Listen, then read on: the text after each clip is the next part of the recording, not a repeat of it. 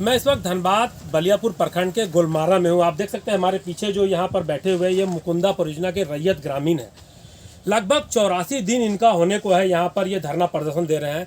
इस धरना स्थल पर जनप्रतिनिधि से लेकर बीसीसीएल के वरीय अधिकारी और जिला प्रशासन के वरीय अधिकारी भी आए और इन्हें आश्वासन दिया कि जल्द आपकी मांगे पूरी होगी। बावजूद इसके अभी तक इनकी मांगे पूरी नहीं हुई। अब ये लोग आंदोलन में तेजी लाने की बात कह रहे हैं। अभी जो हमारे पीछे बैठे हुए, मैं उनसे बात करूंगा कि आखिर क्या वजह है कि 84 दिन होने को है, बावजूद इसके आपकी मांगे नहीं पूरी। दादा क्या नाम हुआ आपका? मेरा नाम सुभाष सिंह चौधरी। सुभाष जी, कब से यहाँ पर धरना प्रदर्शन पर बैठे हुए और किन मांगों को लेकर बैठे हुए हैं? हम लोग 8 सितंबर से मैंने विरोध करते हुए धरना पर बैठ गए हैं। जिला प्रशासन और जरेडा के द्वारा जबरन यहाँ की ज़मीन को कब्जा करने की जब बात आई तो हम लोगों ने उसका विरोध किया, क्योंकि यह ज़मीन हम लोगों का 2012-13 में ही वापसी की सारी प्रक्रिया हो गई थी। जिला प्रशासन के तहत बलियापुर सीओ को आदेश दिया गया था और बलियापुर सीओ के द्वारा नोटिस करके हम लोगों की ज़मीन वापसी की प्रक्रिया शुरू की गई थी।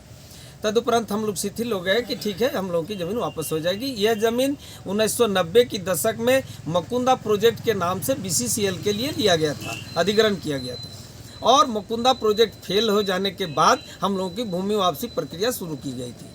इस बीच में जो भी सुप्रीम कोर्ट वगैरह का भी रूल भी आए, उसके तहत 2013 में जो नया रूल बना उसके तहत भी हम लोगों की ज़मीन वापसी हो गई है। एक तरह से ये मान लेने की चीज़ है, परंतु ये जिला प्रशासन की हठधर्मिता कहिए या कानून के रखवाले ने इनको आंख बंद करके जबरन कब्जा करने की बात कहिए, इस तरह की प्रक्रिया इन लोगों ने सितंबर माह को अपनाया और गाँव के लोग पुनः आकर इसमें उसका विरोध किए। और उसी क्रम में कि हम लोगों को यह काम इसका मतलब अधूरा रह गया है और इसको पूर्ण रूप देने के लिए आज हम लोग 84 दिन धरना पर बैठे हुए हैं। इसमें 16 मौजा के 1760 एकड़ भूमि है और हजारों हजार किसान और सभी कृषि योग्य भूमि है, जबकि ऐसी भूमि की अधिग्रहण ऐसे कामों में नहीं किया जाना चाहिए। दादा, आपके धरना में जनप्रतिनिधि भी आए, अधिकारी भी आए, बीसीसीएल के जिला प्रशासन के भी अधिकारी है, तो क्या हुआ इसमें? क्यों सभी लोग आए, सभी लोगों ने आश्वस्त भी किया और हम लोगों ने अपनी जो मांगे हैं उसको सभी लोगों तक इसकी प्रतियां पहुंचाई कि हम लोगों के साथ क्या दिक्कतें हैं, क्या दर्द है। तो अंततः अभी तक तो कुछ नहीं हुआ। जिला प्रशासन मौखिक रूप से हम लोगों को आश्वस्त इस बात का अवश्य किया, धनबाद उपायुक्त ने, कि जो भी जमीन इस तरह का आप लोगों का जबरन बात कर रहे हैं ऐसा नहीं होगा, हम आपकी ज़मीन पर काम करने के लिए नहीं जाएंगे। लेकिन वहीं पर जब हम लोगों ने उनसे मांगा कि आप इसी बात को लिख कर हमें दे दीजिए सर, लेकिन उन्होंने लिखने से अपना हाथ मोड़ लिया, तो हम लोग विवशता स्थिति में विवश। तो क्या अब आप लोग यहीं पर बैठे रहेंगे? नहीं, इस विषय को हम लोग राज्य सरकार तक पहुंचाए हैं और राज्य सरकार की एक प्रत्यायुक्त कमेटी ने जिला प्रशासन, जरेडा, बीसीसीएल प्रबंधन को भी सूचना देकर यह जानकारी दिया है कि हम क्यों नहीं है इन लोगों की ज़मीन वापस करें, इस पर आप स्पष्टीकरण अविलंब दें।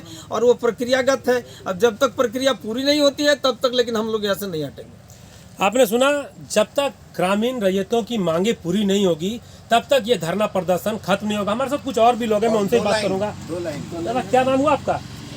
मेरा धनराज सिंह। और धर्मराज जी, ये धरना प्रदर्शन कब से चल रहा है? देखिए, धरना प्रदर्शन तो तकरीबन 84 दिनों से चल रहा है और हमारी मांग सीधी है कि भाई हमारी ज़मीन है और जो भारत सरकार का नियम है लैंड एक्विजिशन एक्ट, उसके तहत भी कहीं इस ज़मीन पर एक तरीके से बीसीसीएल और धनबाद प्रशासन के सहयोग से कब्जा करके रखा है। तो भाई हमें हमारी ज़मीन वापस दे दो। हम किसान हैं, किसानी करेंगे, हमारी ज़मीन है, आगे हम देखेंगे हमको अपनी ज़मीन के लिए क्या करना है। 84 दिन से ये लोग धरने प्रदर्शन बैठे हुए, जिला प्रशासन के अधिकारी आए, बीसीसीएल के अधिकारी आए, जनप्रतिनिधि भी आए और अभी जो झारखंड में सरकार है वो कहती है कि हम ग्रामीणों की सरकार है, हम झारखंड वासियों की सरकार है। तो ऐसे में क्या लग रहा है ये आंदोलन को देखकर? देखिए, ये 84 दिन से तो अभी बैठे हैं, बट ये मामला 84 दिन का नहीं है, ये मामला 35 साल पुराना है और 35 साल से ये मामला लटकाया गया है।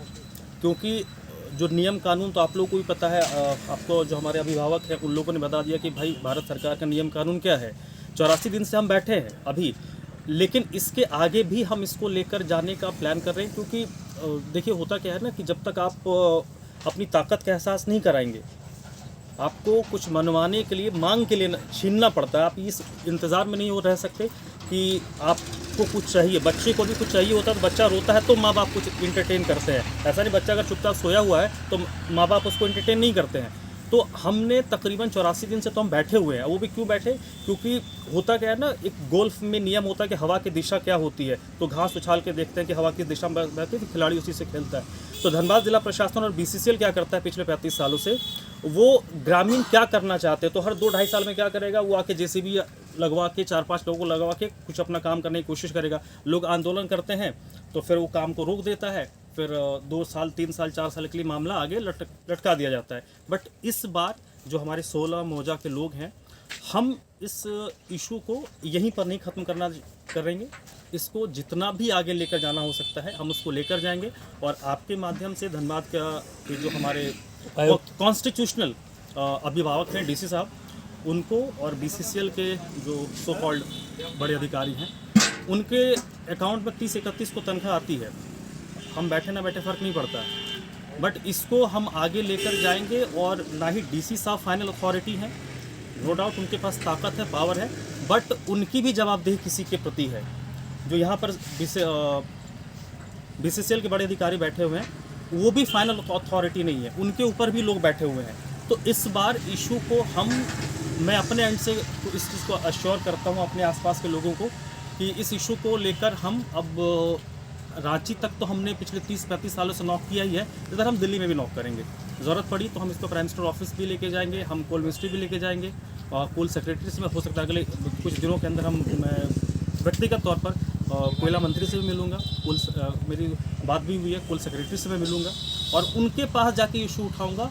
और क्योंकि मेरी ये जानकारी है कि जो BCCL के लोग बैठे हैं ना अधिकारी कोयला भवन में, ये कोयला मंत्रालय को सही इन्फॉर्मेशन नहीं दे रहे हैं। तो अब हम इसको एक अलग लेवल पर लेके जाएंगे, क्योंकि बात हमारी अस्मिता की भी है, हमारे जनरेशन की है। आप फ़र्ज़ कीजिए कि 35 साल पहले जिस इंसान को नौकरी मिल गया होता, उसके बच्चों की क्या स्थिति होती, उनको एक मंदा तनख्वाह मिल रहा होता, बट वो नहीं मिला। आज वो जो ज़मीन का मालिक है कहीं मजदूरी कर रहा है।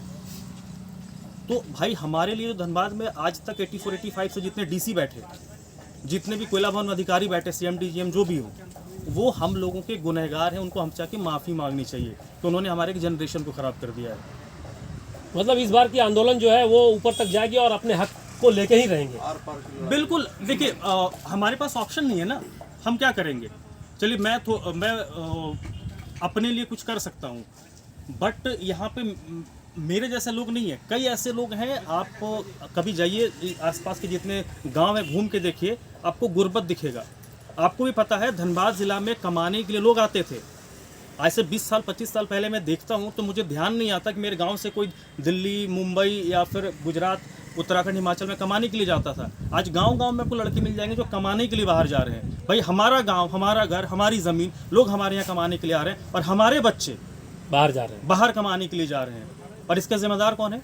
जो BCCL के बड़े अधिकारी कोयला भवन में बैठते हैं वो हैं, और 85-86 से जो धनबाद के DC बने हैं ना, वो हमारे गुनहगार हैं। तो आपने सुना, स्थानीय ग्रामीण थे धर्मराज जी, इनका भी कहना है कि जो BCCL के वरीय अधिकारी और जिला प्रशासन के जो वरीय अधिकारी है, उसका नतीजा है जो रैयत ग्रामीण आज भुगत रहे हैं, इनके जो बच्चे हैं वो भुगत रहे हैं। लेकिन अब इन्होंने यह कहा कि आगे के जो आने वाली पीढ़ी है वो ऐसा नहीं भुगतेगी, इसके लिए चाहे हमें रांची से लेकर दिल्ली तक क्यों नहीं जाना पड़े, हम जाएंगे। हमारे साथ और भी कुछ ग्रामीण है, मैं उनसे बात करूंगा। सर क्या नाम हुआ आपका? मेरा नाम जितलाल सिंह है। जितलाल जी, क्यों बैठे हुए 84 दिन से आप लोग हम यहाँ? लोग जमीन वापसी के लिए अपना बैठे हुए हैं। आज से 37 साल पहले अधिग्रहण हुआ था, तो हम लोग दिए थे 14 रुपया डिसमिल में, इसलिए कि हमारा ही गांव का, एक गांव का खाली उदाहरण दे रहे हैं कि 175 लड़का का नौकरी का सेंक्शन था।